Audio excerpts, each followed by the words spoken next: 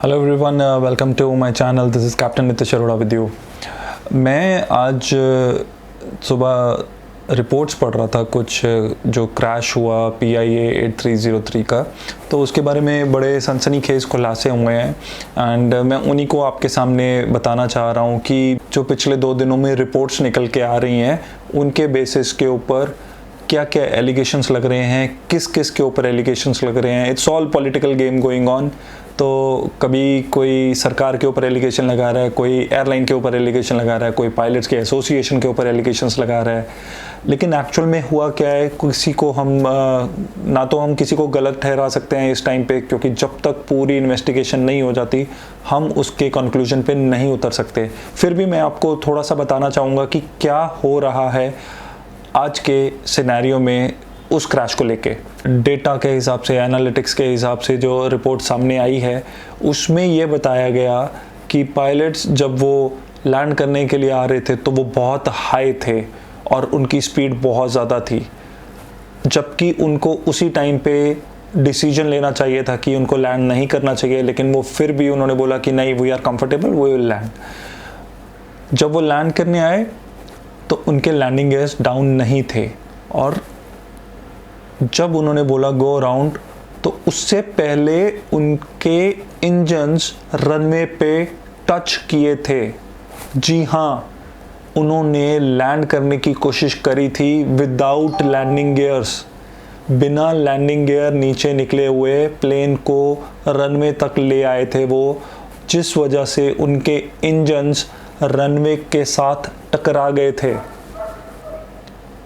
बारी बारी करके दोनों इंजन्स, फिर एकदम से एक साथ दोनों इंजन्स, जब उनको पता चला कि उनके लैंडिंग गियर डाउन नहीं है और स्टेबल नहीं है, फिर से उन्होंने प्लेन को ऊपर उठाने की कोशिश करी, लेकिन तब तक वो रनवे के साथ टच करके रगड़ के इंजन डैमेज हो चुके थे और उन्होंने फिर से पावर दी और प्लेन को हवा में उठाया। जब प्लेन को हवा में उठाया तब उनको रियलाइज़ हुआ कि उनके लैंडिंग गियर्स डाउन नहीं थे या लैंडिंग गियर्स स्टेबल नहीं थे। फिर बाद में जब उनको पता चला कि लैंडिंग गियर डाउन नहीं हो रहे तो उन्होंने इमरजेंसी लैंडिंग गियर डाउन करने का प्रोसीजर फॉलो किया, जिसमें हाइड्रोलिक फ्लूइड को लीक करते हैं ताकि लैंडिंग गियर्स अपने आप नीचे आ जाएं। और वो केस था जब वो टाइम था जब उनके लैंडिंग गियर बिल्कुल नीचे आ गए और लॉक हो गए। लेकिन उस टाइम पे भी फ्यूल को कुछ नहीं हुआ था, प्लेन में फ्यूल भरपूर मात्रा में था।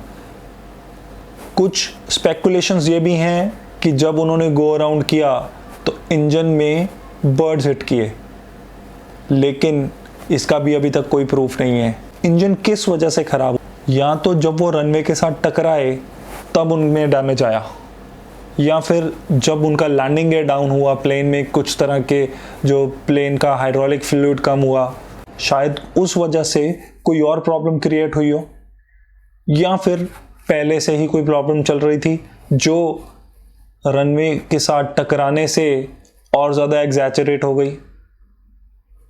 इन चीज़ों ने बहुत ही ज़्यादा सवालिया निशान उठाए हैं पूरी एयरलाइन मैनेजमेंट के ऊपर, पायलट्स की ट्रेनिंग के ऊपर और इनके फ्लीट मैनेजमेंट के ऊपर। सीरीज ऑफ मिस्टेक होती गई। अगर प्लेन के लैंडिंग गियर डाउन नहीं थे तो प्लेन में नोटिफिकेशन आना चाहिए, वो क्यों नहीं आया? अगर नोटिफिकेशन आया तो उन्होंने इन्फॉर्म क्यों नहीं किया ATC को कि हमारे लैंडिंग गियर्स डाउन नहीं है?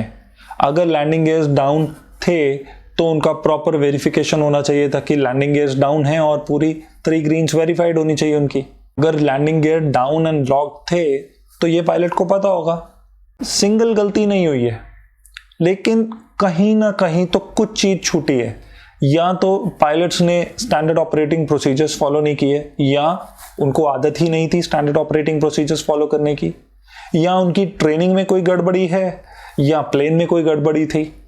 ये सारे सवालों के जवाब हमें तभी मिल पाएंगे जब इसकी थर्ड पार्टी इन्वेस्टिगेशन होगी, बिना किसी इंटरफेरेंस के, बिना किसी मैनेजमेंट के इंटरफेरेंस के, बिना किसी पॉलिटिकल इंटरफेरेंस के। तो लेट्स होप सो कि इस क्रैश की पूरी इन्वेस्टिगेशन हो एंड अगर जिस भी चीज़ में फॉल्ट निकलता है, अगर वो ट्रेनिंग्स में फॉल्ट निकलता है या मैनेजमेंट में फॉल्ट निकलता है या फ्लीट में फॉल्ट निकलता है, तो उस चीज़ को रेक्टिफाई करने के लिए कड़े से कड़े कदम उठाए जाएं। Thank you so much. This is captain Nitish Arora with you. जय हिंद।